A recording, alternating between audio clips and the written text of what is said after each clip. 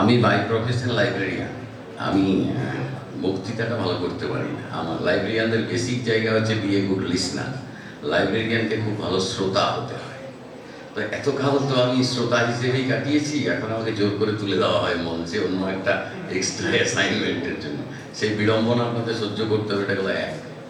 2 নম্বর হচ্ছে প্রায় 1:45 বাজে, বাচ্চাগুলোর খিদেও পেয়েছে। ব্যাপারটা অনেকটা এরকম যে খুব খালি পেট কিছু বোঝে না, আর পেট খালি থাকলে কাব্য চলে না। ধুকে ধুকে মরার কথা ভাবতে পারি না। বাঁচতে গেলে কাব্য লাগে, তারও আগে বাঁচতে লাগে। বাঁচার কাব্য শান্তিপূর্ণ না। যাই হোক, এখন আমরা ছোটবেলায় যখন ইয়ে করতাম, ডিবেট করতাম, আমি একদম একটা প্রান্তিক অঞ্চলের সন্তান, পুরুলিয়া। এই প্রান্তিক ব্যাপারটা নিয়ে, এই মার্জিনালাইজেশন গোটা বিষয়টা নিয়ে আমার অনেক ধরনের অভিজ্ঞতা আছে। বিভিন্ন আমি নিজে যেভাবে কাটিয়েছি, যেভাবে দেখেছি, আমার এই মার্জিনালাইজেশনকে নিয়ে কিভাবে যে বাণিজ্য করা হয় সেটাও আমি দেখেছি। আমি যখন মানে থিওরির অভাব পড়ে যায়, তখন সেখানে আমরা তথ্যকে মিশিয়ে দিই। তো থিওরি বলার জন্য আমাদের অধ্যাপক বাপি মিশ্র আছেন, জিতেন্দ্রনাথ সাহু আছেন, অমিত ভট্টাচার্য আছেন। এরা থিওরি নিয়ে বলবেন। যখন থিওরি কচকচানি না করে আমি যেটা বলতে চাই সেটা হলো, যখন তত্ত্বের অভাব হয় তখন তথ্যের কাছে আমাদের আশ্রয় নিতে হয়। আমার কাছে তথ্য আছে। আমরা যদি মার্জিনালাইজেশনের ব্যাপারটা আমি আমার মতো করে ভাবি, একজন সাধারণ মানুষ হিসেবে, তাহলে আমার মহাভারতের কর্ণের কথা মনে পড়ে। কর্ণকে কিভাবে মার্জিনালাইজ করা হয়েছিল এবং সেখান থেকে কর্ণ তার ভয়েসটা কিভাবে তুলেছিল, সেটা একটা অসাধারণ আমার মনে হয়। মার্জিনালাইজেশনের কথা বলতে গেলে আমার বি আর আম্বেদকরের ভয়েসের কথা মনে পড়ে। যদি বি আর আম্বেদকর না থাকতেন, আমাদের ভারতীয় সংবিধান এই ধরনের মানুষজনদের, প্রান্তিক এবং কি বলবো, দলিত এবং হচ্ছে সংখ্যালঘু মানুষদের, তাদের যে বিষয়গুলো, সেই বিষয়গুলো আমাদের সংবিধানে প্রতিভাত হতো। গান্ধীজি না থাকলে এই দলিত প্রান্তিক মানুষদের জীবন যাপনের জন্য যে উৎকর্ষতা বিধান সংবিধানে লিপিবদ্ধ করা দরকার, সেটাও হতো না। সুতরাং প্রান্তিক মানুষদের কণ্ঠ যে প্রান্তিক মানুষের কণ্ঠ দিয়েই বেরোতে হবে, বিষয়টা তেমন নয়। যদি যে কোনো মানুষ এই প্রান্তিক মানুষের কথা বলেন, যে কোনো মানুষই এগিয়ে এসে যে কোনো প্রফেশনের মানুষই প্রান্তিকতার কথা বলেন, প্রান্তিকতা থেকে উত্তরিত হওয়ার কথা বলেন, তাহলে সাকল্যে সেই লাভটাই হয়, প্রান্তিক মানুষরা অনেকটা সামনে এগিয়ে আসে। কর্ণকে আমার সবচেয়ে বড় প্রান্তিক মানুষ মনে হয়। কর্ণকে নিয়ে যে সমস্ত কর্ণের, আপনারা সকলে কর্ণকুন্তী সংবাদ পড়েছেন। কর্ণ মায়ের স্নেহ পায়। কর্ণ বলছেন, যে ফেরালো মাতৃ স্নেহ পাস, তারে দিতেছ মাতো রাজ্যের আশ্বাস। ছোটবেলায় যাকে ভাসিয়ে দিয়েছে সে তো তাকে প্রান্তজন বলবেই, সে তো প্রান্তিক বলবেই। যাকে সারা জীবন অধীরত সুত পুত্র রাধা গর্ভজাত, তো কহ মাগো তুমি এগো মাতো, সন্ধ্যা সবিতায় বন্দনায় আচিরত, কর্ণনাম যার অধীরত সুত পুত্র রাধা গর্ভজাত, সেই আমি। এক সময় বলছেন যে তোমার বাগ্মিতায় আমি মুগ্ধ পাঞ্চালী। সে তার মাকে মা সম্বোধন করতে ভুলে যাচ্ছে। বলছে ওই এলিয়েনেশন বিষয়টা থেকেই আসছে, প্রান্তিকতা থেকেই আসছে। সে তখন তাকে মাতৃরূপে বলতে চাইছে না, বলছে জয় লোভে যশ লোভে রাজ্য লোভে ওই বীরের সদ্গতি হতে ভ্রষ্ট নাই হই। বলছে রাজ্যের জন্য বা আমি মার্জিনালাইজেশন থেকে উত্তরণের জন্য আমি কিন্তু কখনোই এটা করব না যে তোমাকে মা বলে ষষ্ঠ পুত্র হিসেবে তোমার কাছে ফিরে যাব। তো এরকম প্রচুর আছে। বলছে কর্ণ এক জায়গায় বলছেন, কর্ণ বলছেন যে দুধ পরে না হয় বিক্রয়, বাহু বলে নাই হারে মাতার হৃদয়, সে যে বিধাতার। কর্ণর মতো ক্যারেক্টারও শেষ সময় এসে যখন ঈশ্বরের কাছে ঈশ্বরের অবদান ভাবছেন, বা ঈশ্বর এরকমটাই চেয়েছিল। দেখুন, আমরা সব মানুষই কিন্তু কোনো একটা ঘটনা ঘটে যাওয়ার পর সেই ঘটনার সঙ্গে যখন আমরা জুঝতে পারি না, তখন নিজেদের কপালের দোষ দিই, নিজেদের ভাগ্যের দোষ দিই, ঈশ্বরকে আমরা তীব্র ভৎসনা করি। যেটা খুব সহজ, কারণ তিনি তো সামনাসামনি নেই। তাকে যা খুশি অভিযোগ করা যায়, আর কিছু বলে দেওয়া যায়, তুমি বলা যায়, তুই বলা যায়, আপনি বলা যায়, আরো আপন করে নেওয়া যায়। যাই হোক, এভাবে আমি কর্ণকে দেখি, কর্ণকে একজন প্রান্তিক মানুষ হিসেবে দেখি। কর্ণের সঙ্গে অদ্ভুতভাবে আমি প্রান্তিক মানুষ হিসেবে আমি নিজেরও মিল পাই। কর্ণকে নিয়ে ব্রত চক্রবর্তী একটা কবিতা লিখছেন।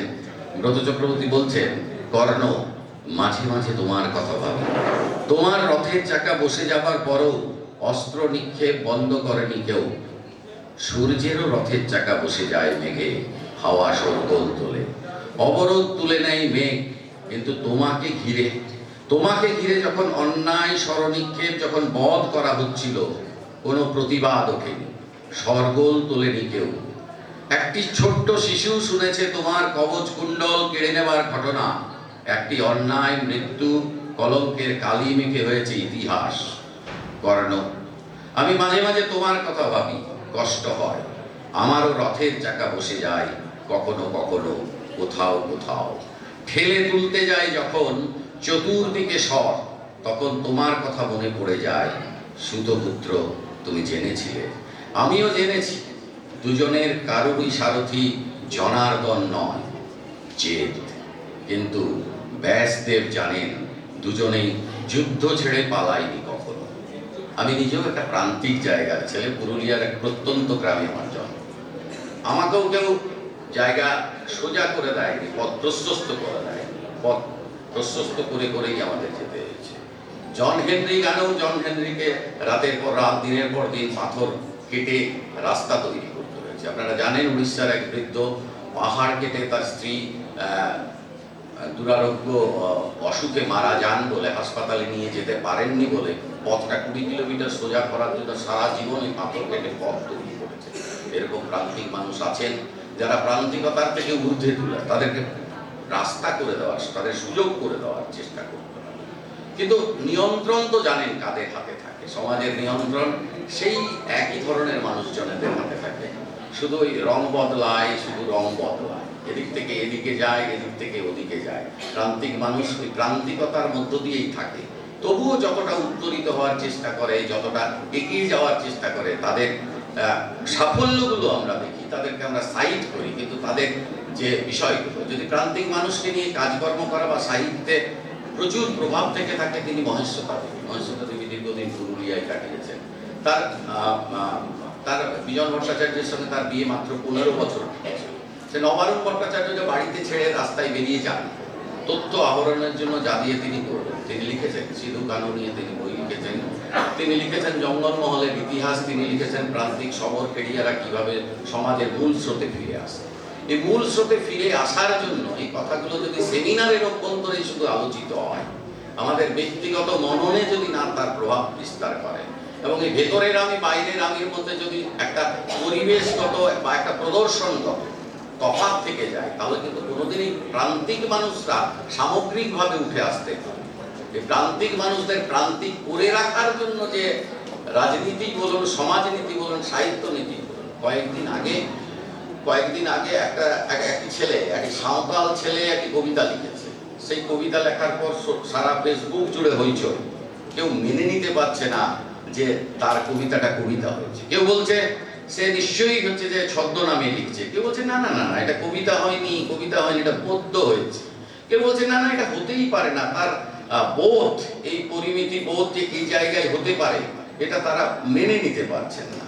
সে ছেলেটার বিলাপ শুনে, সে ছেলেটা যখন কবিতা লিখছে, কবিতাটা শুনে আমরা স্তব্ধ হয়ে গেছি যে এই আকুতি, বাংলা ভাষার প্রতি এই মমত্ববোধ। বাংলা ভাষা তো শুধুমাত্র চ্যাটার্জি, ব্যানার্জি, ঘোষ এদের হাতেই নয়, বাংলা ভাষাটা সকলের হাতে, যারা বাংলা ভাষায় কথা বলেন। তাই বলে কি বাংলা ভাষায় কোনো একজন প্রান্তিক মানুষ কবিতা বলতে পারে না, কবিতা লিখতে পারে না? সে লিখছে বাংলা ভাষা লেখার জন্য। সে লিখছে, সুবিনয় হেমব্রম ছেলেটার নাম, সেটা ক্লারিফিকেশন দিতে বাধ্য হয়েছে। বলছে, শুদ্ধাচারী বামুনের সুন্দরী কন্যাকে ফুসলিয়ে জঙ্গলে নিয়ে যেত আমার বাবা। আদিম জনজাতির এক বলশালী কালো যুবক খড়ের মেঝে পেতে ছাউনি দিয়ে জঙ্গলের মধ্যে একটা অস্থায়ী ঘর বানিয়েছিল সে। বিকেলবেলা দুজনে গিয়ে বসবে। এই গল্প এতদূর ছড়িয়েছিল, একদিন পঞ্চায়েত থেকে ডাক এলো এক মুহূর্ত দেরি না করে আমার বাবা পাতার মতো কাঁপতে থাকা সেই ফ্যাকাশি কন্যাকে মাথার উপরে তুলে এক রাতে 20 কিলোমিটার হেঁটে শালতোড় থেকে আসানসোলে চলে এলো। তার পরের বছর আমার জন্ম। বাংলা ভাষায় লেখার জন্য ভাবুন এত কৈফিয়ত দিতে হচ্ছে। আমি কিন্তু একটা পদবী নয়, কিছু লেখা নিয়ে এসেছি। একটা ছেলেকে যদি এইভাবে ক্লারিফিকেশন করতে হয় তার পদবীর জন্য 21 শতাব্দীর এই দোরগোড়ায় দাঁড়িয়ে, তাহলে এই ধরনের সেমিনারের সার্থকতা কতদূর আমার সাধারণ মানুষ হিসেবে সেই সন্দেহই আছে। আশা করব আপনাদের এই সেমিনার, আপনাদের ছাত্রছাত্রীদের পার্টিসিপেশন, আপনাদের ম্যানেজমেন্টের এই পারদর্শিতা, এই তত্ত্ব, এই আলোচনা সমাজের সর্বস্তরে ছড়িয়ে পড়ুক। আসুন আমরা প্রান্তিক মানুষদের জন্য জয় গান গাই।